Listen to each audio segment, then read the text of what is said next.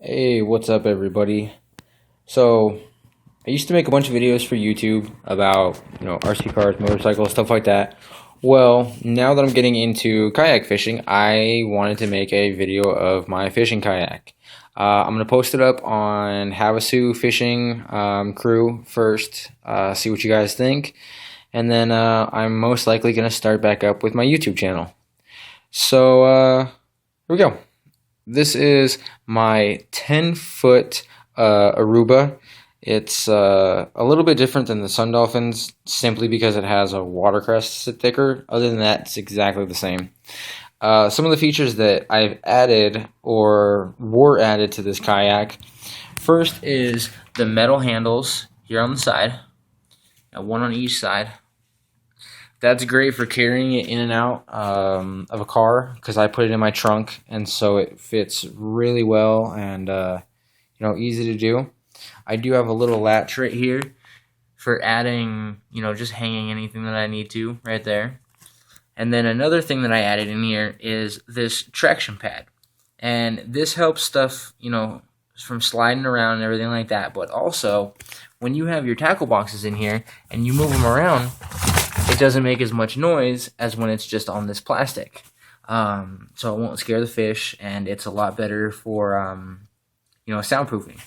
The other thing that I have is I have this little box right here, and I did the same thing to that. I added the foam pad in here, so that way when I drop stuff in here, it doesn't make a whole bunch of clanking sound and scare off any fish. So that's always nice. The other feature that I've added, which is not the most beautiful thing in the world, but it definitely works, is my pole holder. This one is just right here on the rear, and what I had to do was actually drill a hole into the back and then cut it out by hand because I don't have any tools, and I wanted to get it done, so I added that to that.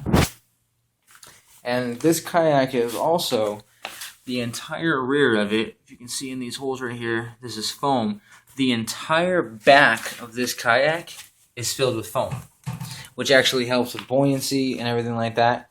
The previous owner did all that, which we actually just noticed tonight, and that was a really cool feature.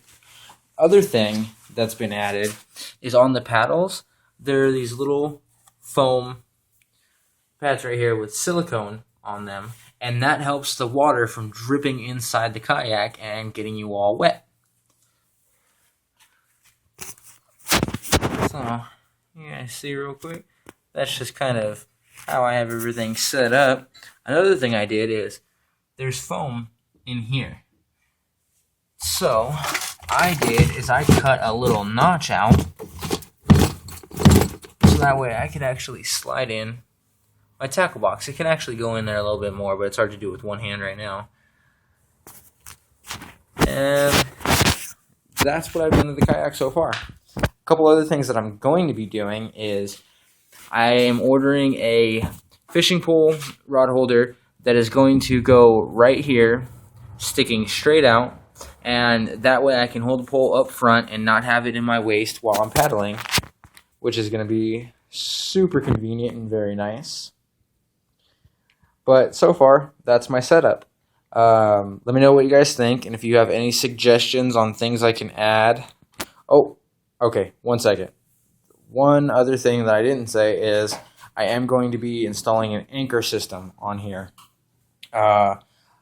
It's kind of hard to explain exactly how the anchor system works, and so I'm going to have to kind of do it and then show how it works and everything like that. But that's going to be my next thing, is it's going to be an anchor system with a small metal can, like a Campbell soup can or whatever kind of can you have, filled with concrete. So it's super small, easy to carry in the kayak, but still gives you enough weight to hold you against current or anything like that. If anything big grabs you, you're still going to go for a ride, but at least it'll help you stay in a place for wind and current and things like that. So that's going to be the next thing that I add on here that I don't have right now.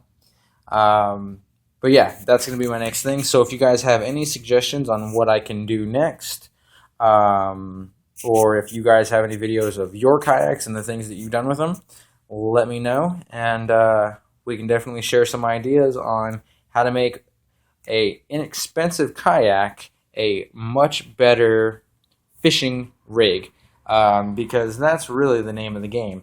Not everybody wants to go out and spend hundreds and hundreds, close to thousands of dollars on a fishing setup, because you can make good setups with these inexpensive kayaks. You don't have to drop a whole bunch of money into them. So, yeah, let me know what you guys think, and let me know if you have any ideas. All right. Thanks, guys.